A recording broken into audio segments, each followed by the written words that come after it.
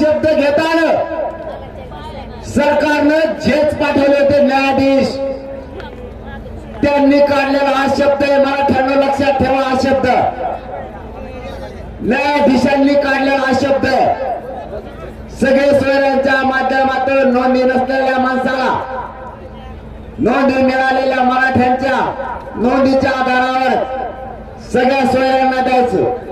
व्याख्या आपल्या व्याख्यासह घ्यायचं ठरलेलं. आपली व्याख्या आणखीन त्यांनी घेतलेली नाही. त्यांच्याच व्याख्याप्रमाणे ते चालतात. तज्ञ पण होते, अभ्यासक पण होते. आता सगळ्या सोयऱ्यांची अंमलबजावणी आचारसंहितेपर्यंत होत नाही हे गाव खेड्यातल्या पासून माझ्या आडाणी मराठा बांधवांना सुद्धा कळतं. आता तुम्ही देणारच नाही, मग आता कायद्याने खेटायचं तुम्ही आम्हाला ठरवलं. तुम्ही करायला तर आमच्यावरती गुन्हे, म्हणून मराठ्यांनी ठरवलं आता कायद्यानेच खेटायचं.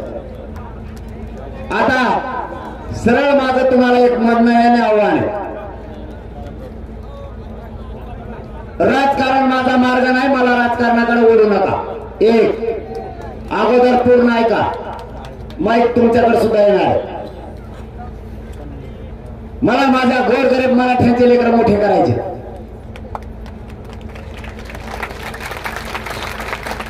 राजकारण माझा मार्ग नाही, मला त्याच्यातलं कळत नाही.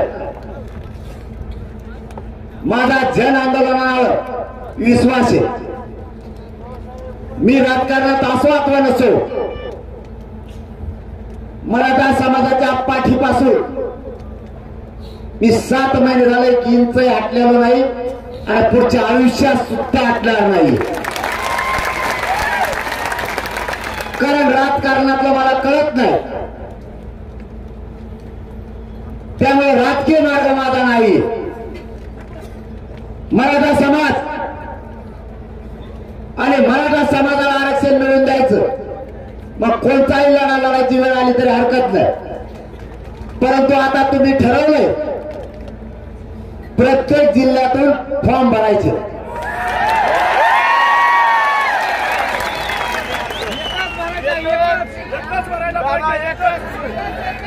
आता त्याचे परिणाम एक 10 मिनिटं शांत चित्त नाही का, माईक तुमच्याकडे सुद्धा येणार आहे. सगळ्यांनी ठरवलंय, मी नाही,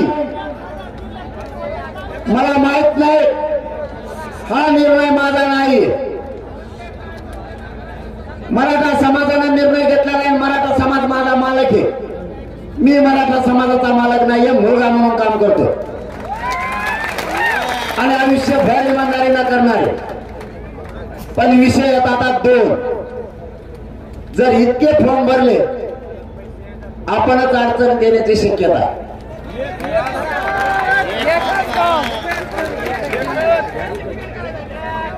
आता राजकारण माझा मार्ग नाही, पुढेही मी राजकारणाकडे येणार नाही. मी माझ्या शब्दावर ठाम राहणारे. पण काय निर्णय घ्यायचा तुम्हाला याच बैठकीत घ्यायचा. याच्यात 2 मार्ग आहेत. राजकारण आपल्याला नको करायचं असं माझं म्हणणं आहे. मग तुमच्या पुढे 2 पर्याय. मी राजकारणाकडे येणार नाही, मला त्याच्यात ओढू सुद्धा नका. तुमच्या लेकराला आरक्षण कसं द्यायचं ते मी बघतो. माझ्यावर मुलगा म्हणून विश्वास ठेवा. मी कुणाला फुटदन फिटदन मॅनेजर फेरेज होत नसतो. मला राजकारणाकडे ओढू नका. मला राजकारण करायचं पण नाही. पण तुम्हाला काही निर्णय जर घ्यायचा असला तर 2 प्रकारचा घ्यावा असं मी फक्त तुम्हाला सुचवतोय. आपल्याला या लोकसभा हा खूप समुद्रासारखा विषय, हा लहान विषय नाही. गांभीर्याचा विचार करा, हुशारीचा विचार करा. भावनिक होऊन पाऊल उचलून समाजाचे हाल होता कामा नये. तुम्हाला जो निर्णय घ्यायचा तो घ्या, मी काही म्हणणार नाही. फक्त तुम्हाला 4 शब्द सांगण्याचा माझ्या ज्ञानाप्रमाणे मी प्रयत्न करतो. मराठा समाजाला मी 7 महिन्यात हारू दिलेलं नाही. खांद्यावरती जी जबाबदारी पेलली ती तुमच्या कुटुंबातला लेकरू म्हणूनच पेलली, पार पाडली. 7 महिन्यात एकदाही समाजाचे हार होऊ दिलेले नाही. या भावनिक होण्याच्या नादात लोकसभेचा विषय हा समुद्रासारखा बलाढ्य विषय, हा जिल्हा खूप मोठा आहे. प्रत्येक वेळ किती कमी आहे किती जास्त आहे ते तुम्ही ठरवा. आणि आपला विषय लोकसभेत नाहीये, आपला विषय राज्य सरकारमध्ये, आपल्या राज्याच्या धर्तीवरती आपला विषय. मराठा आणि कुणबी एक हे देण्याचं काम सरकारच्या हातात, राज्याच्या. आणि आपल्याला मराठा आणि कुणबी एक हे कोण देत नाही तर राज्य सरकार. मग जर इथं आपल्याला देणार नसतील तर तुम्ही देणारे बनू शकता. केंद्रात आपला विषय माझ्या मतानं नाही. जर 10% आरक्षण आपल्याला घ्यायचं असतं, शांत चित्त नाही करायचं, 10 मिनिटात तुमच्या लक्षात येईल मी परत तुमच्याच जागेवर येणार. तुम्ही म्हणता तेच मग काय येईल. पण मला तुम्हाला जे सांगायचं ते सांगू दे. तुम्ही शांत चित्तानं ते ऐका, म्हणजे तुमच्याही लक्षात येईल. कितीतरी खासदार गेले. आताची पोझिशन अशी 48 नाही 45 नाही, कमीत कमी 17 ते 18 मतदारसंघावरती मराठ्यांचं वर्चस्व आहे. 100% हे खरं. इथं कोणाचा कार्यक्रम होऊ शकतो. मी म्हणणार नाही की 48चे 48 आपले जेते किंवा काय ते मराठ्यांचे जेते, पण मराठा बहुल जवळपास 17 ते 18 मतदारसंघ आहेत. तिथं कोणीच निवडून येऊ शकत नाही. जर मराठ्यांनी तो निर्णय घेतला तर बाकीच्यांचे बांधव सुद्धा आपल्या सोबत आहेत. मुस्लिम बांधव, दलित बांधव सुद्धा सोबत राहणार तुमच्या. नुसत्या मराठ्यांच्या जोरावरच 17-18 निघू शकते. पण तिथं मी काय सांगतो ते ऐका. आपला विषय केंद्रात नाही, आपला विषय राज्यात. आपल्यावर गुन्हे कोण दाखल करतंय? राज्य सरकार. आरक्षण कोण देणार? राज्य सरकार. मतदान आपण केलं, दादागिरी आपल्या देऊ दाखवतो. मीडिया किंवा अनेकांना सगळ्यांना त्रास देण्याचं काम कोण करतो? राज्य सरकार. आणि मग आपलं खरं लफडं आहे, आपलं लफडं आहे राज्य सरकार. आपण आता कुठे उभा आहेत? बाहेरच्या मंडपच्या बाहेरचे. आणि त्यांना तिथं उन्हात उभा करू शकता. निर्णय देणारे तुम्हाला जर बनायचा असेल तर आपला विषय राज्यात. आणि समीकरण त्यावेळेस जुळू शकतं. त्यावेळेच समीकरण जुळू शकतं. कारण त्यावेळेस जर यांनी आचारसंहिता संपल्याबरोबर आपल्याला सगळ्या सोयऱ्यांची अंमलबजावणी नाही दिली, मराठा आणि कुणबी एकच आहे, ह्यो नवीन कायदा जर पारित नाही केला, आपली खरी मागणी काय आहे? मराठा आणि कुणबी एक आहे. यांनी काय सांगितलं? सगळ्या सोयऱ्यांचे देतो. आता दोन्ही आपल्या संघात आजपासून मराठा कुणबी एक चालते. जे आर काढ तुम्ही बदललं नाही, बदलू नाही का? तुम्हाला बदलायला चालतं. मराठा आणि कुणबी एक हे शब्द ध्यानात राहू द्या. गिरीश महाजन साहेब आंतरवालीला आले होते, ध्यानात असू द्या. त्यांनी सांगितलं होतं तुमच्या मागणीप्रमाणे जर आरक्षण द्यायचं असलं 1 महिन्याचा वेळ द्यावा लागेल. आणि कायदा मराठा आणि कुणबी एक याचा कायदा पारित करण्यासाठी आधार लागतो. त्यावेळेस नोंदी होत्या 32 लाख, आता त्या झाल्या 57 लाख. एखादा कायदा पारित करायला 57 लाख नोंदींचा, म्हणजे मराठा आणि कुणबी एकच आहे. विदर्भातले मराठी कुणबी, उर्वरित महाराष्ट्रातला मराठा जर कुणबी करायचा असला तर नोंदी लागतील. आधार लागेल तर 57 लाख आधार मिळाला. याच्यापेक्षा आधार पाहिजे काय? आंबुलन्स बोलवा पाठीमाग व्यासपीठात. तुम्हाला याच्यासाठी सांगितलं मी, अंतर सोडा. 20 मिनिटात उरकितोय. मूळ तुमच्याच विषयात होतं, तुम्ही अंतर सोडा ना. एकमेकाच्या मध्ये हवा येऊ द्या, खाली बसा ना. खाली बसले तर पाठीमागच्या हवा येते, समजून घ्या. आणखीन तरी समजून घ्या. मूळ विषयाकडे आपल्याला यायचंय. रुमालाची हवा नाही लागत. तुम्ही खाली बसा, ऐका. महत्वाच्या विषयाकडे आपण आता लोक उन्हतो बाकीच्या हवा येईल. कारण तुमच्या मनाप्रमाणेच करणार आहे मी सुद्धा. मी तरी पुढे तुमच्या शब्दाच्या पुढे जातो. आपला मराठा आणि कुणबी एकच असलेला आधार पाहिजे होता, तो आधार मिळाला. आता विषय मराठा आणि कुणबी एकच याचा कायदा पारित करा आणि सगळ्या सोयऱ्यांची सुद्धा अंमलबजावणी करा. म्हणजे कुणबी आणि मराठ्यातून कुणी राहिले तर सगळ्या सोयऱ्यातून येतील. हे दोनही विषय सोबत घेऊन चालायचा. आता तुम्हाला फरक सांगतोय. आपल्याला 2 पर्याय करायचे असतील तुम्हाला तर.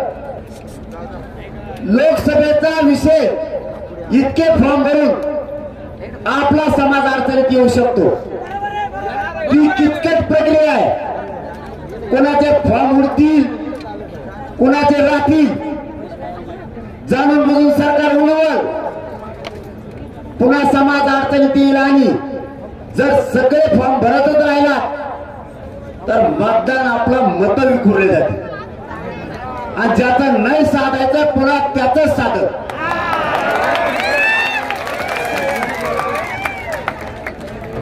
एक पर्याय करा, कारण आपलं लोकसभेत काही नाही. एक तर अपक्ष म्हणून एकच फॉर्म जिल्ह्यातून टाका.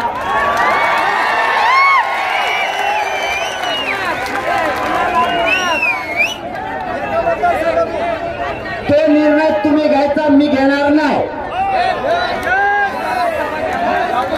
कोण द्यायचा, काय करायचा, किंवा याला दुसरा पर्याय आणखी एक. ही झाला एक पर्याय.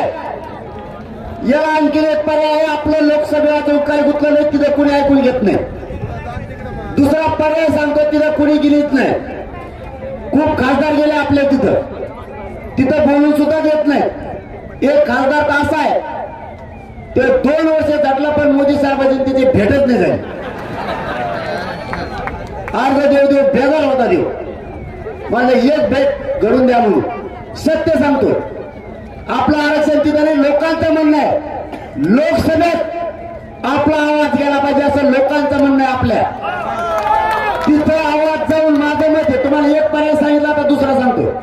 तिथं आवाज जाऊन काही उपयोग नाही. घेण्या देण्याची आपली शक्ती वाढायला जाईल आणि मराठ्यांचे हार होईल असं नको. मग याला एक दुसरा पर्याय आहे. तुम्हाला दोन्हीपैकी एक कोणता घ्यायचा आहे बघा. आपण अर्ज न भरता मराठा समाजानं कोणत्याही पक्षाचा असो त्याच्याकडून लिहून घ्यायचं.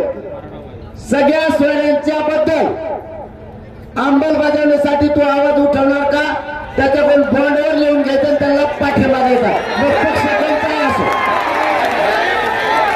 आपल्याला पक्षाचा भेद नको, कारण आपल्याला डाग लागायचं काम नको. हे नकोच का?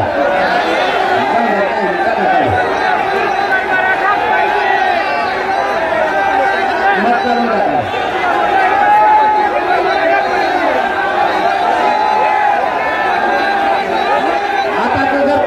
पुन्हा पर्याय ऐका. आता शांतरास ऐकलं, काढून टाकलं मी, पण ते योग्य होतं असं माझं म्हणणं का. कोणाच्या प्रचाराला जायचं नाही आपण. आपला निर्णय आपला कोणता माहिती आहे का, कोणाच्याही सभेला जायचं नाही.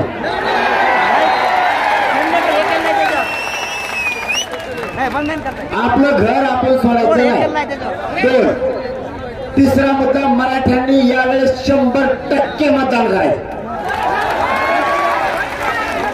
माणसाला मतदान करायचं 100%।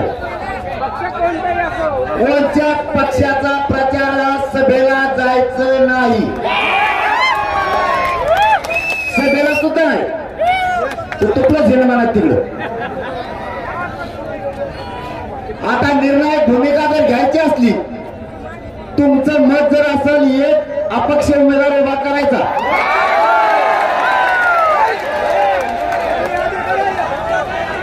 आणि मराठ्यांची शक्ती दाखवायची, तर याच्यात एक बदल करावा लागणार।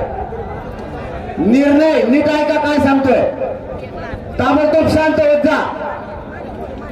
जर तुम्हाला या भूमिकेवर यायचं असलं तर मी राजकारणाकडे येणार नाही, पुन्हा सांगतो। कारण मला सगळ्या पक्षातल्या मराठ्यांची गरज आहे, शेतकरी मराठ्यांची गरज आहे, नोकरदार मराठ्यांची गरज आहे, व्यावसायिक मराठ्यांची गरज आहे। कारण सगळ्यांचे लेकर मोठे करायचे।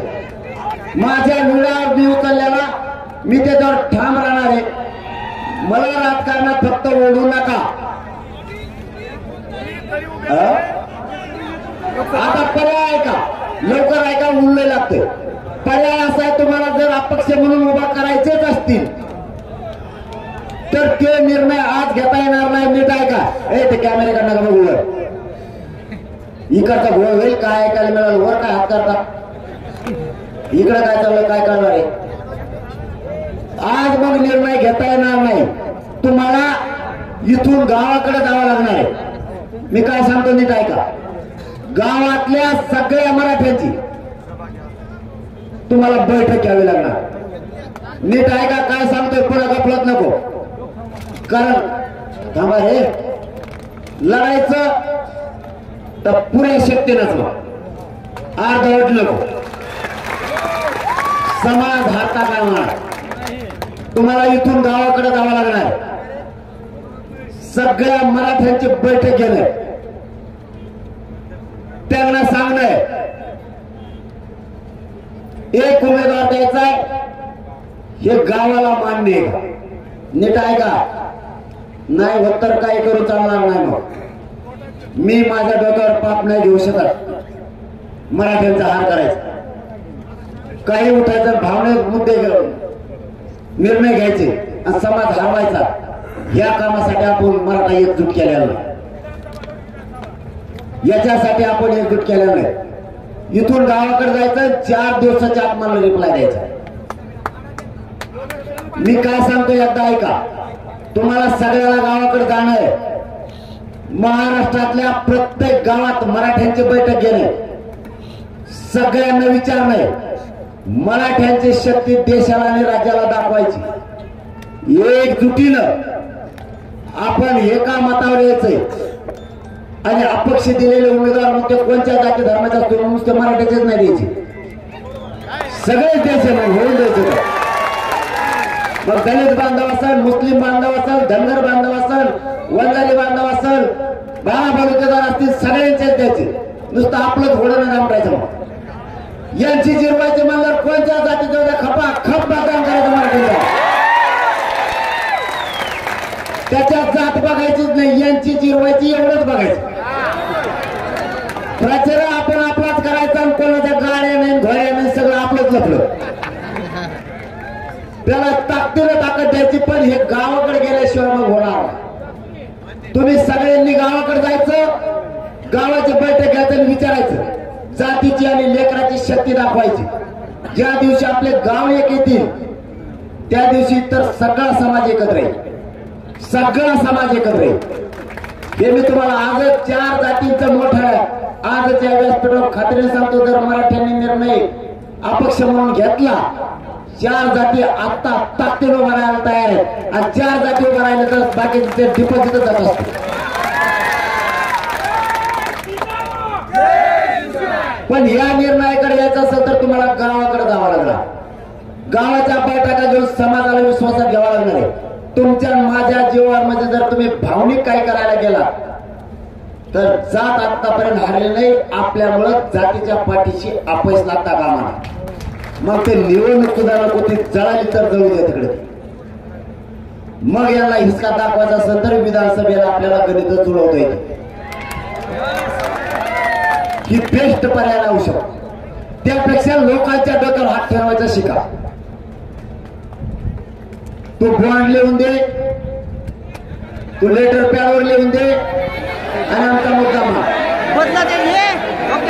अपक्ष करायचा असेल पंचपक्षाचं नको. आपल्याला कोणाचा डाग लागता कामा नाही. ह्यो मागून होता आणि ते पुढून होता. कुणी म्हणता इकडून मागून होते, कुणी म्हणते पुढून होते, कोणी म्हणतात सत्ताधारी आपल्या पाठीशी, कोणी म्हणतात विरोधक आपल्या पाठीशी. आपला अपक्ष तुम्हाला उभारायचं असलं तर तुम्ही तुमचं ठरा. पण तुम्हाला गावाकडे जावं लागणार आहे. इथं निर्णय अशक्य. सगळ्या मायबापांना आई बहिणींना आपल्या गावातल्या विश्वासात घेणं गरजेचं आहे. आपल्याला अपक्ष उभारायचंय. जिल्ह्यातून सगळे एकजुटीनं मला काय द्यायचंय ते तुम्हाला सांगतो. तुम्ही बैठक घेतली, कोणचा माणूस काय बोललाय हे मला तुम्ही त्याच्यावरती रजिस्टर घेऊन बसा समोर गावाला घेऊन. सगळ्या पक्षांचे मराठी बोलवा. त्याचं जी मत असेल ते लिहा. तो कोणत्याही पक्षाचा असो त्याचं मत लिहा. वर शॉर्टकट फक्त एक मत किती झाले, कारण इतके अर्ज मला 4 दिवसात बघायचे तुमचे. 30 तारखेच्या आत हे सगळा प्रयोग करायचा. 30 तारखेच्या आत तुम्हाला वर टक्केवारी सुद्धा लिहायची. किती जणांचं मत हे लोकसभा लढली पाहिजे, किती जणांचं मत हे नको, आणि कोणाचं म्हणणं आहे नको आणि कोणाचं मत आहे हा. त्याच्या नावासह गावाने लिहून द्या. लिहून म्हणजे लिहा, लिखी नाही म्हणत. असं म्हणत नका तो घाण शब्द बोलला होता तो कसा लिहू. तो जे शब्दात बोलला तो शब्द लिहा. त्याला बैठकीत आडवं बोलू नका. त्याला जर त्याचा पक्ष बोलवायचा असलं बोलू द्या.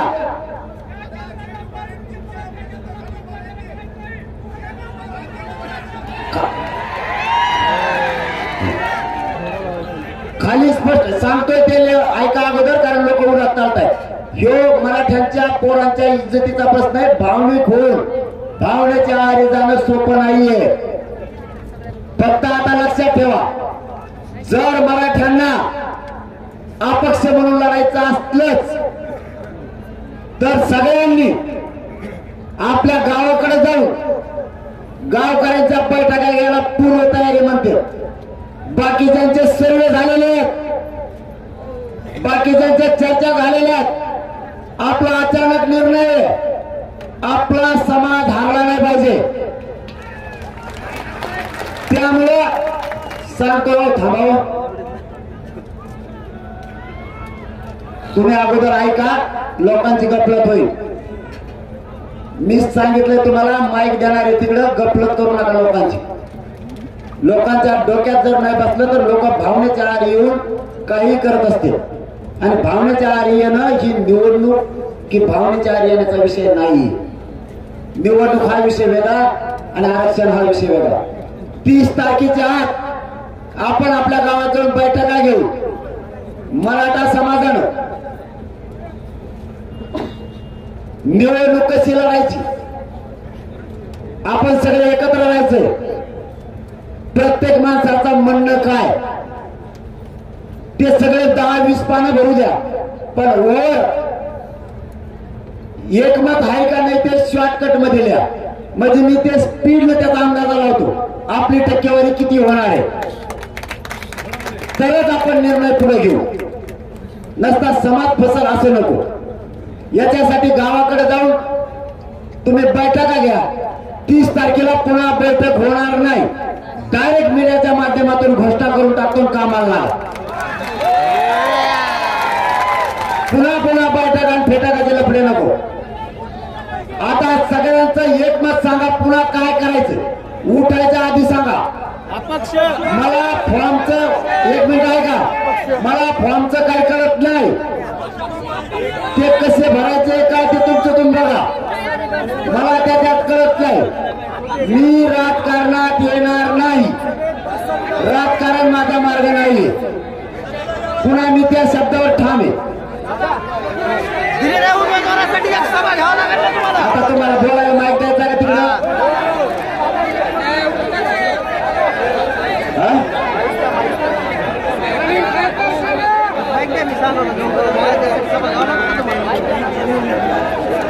माईक चालू घे, द्यावर इकडं माझ्याकडे द्या, मला बोलून द्या 2 मिनिटं.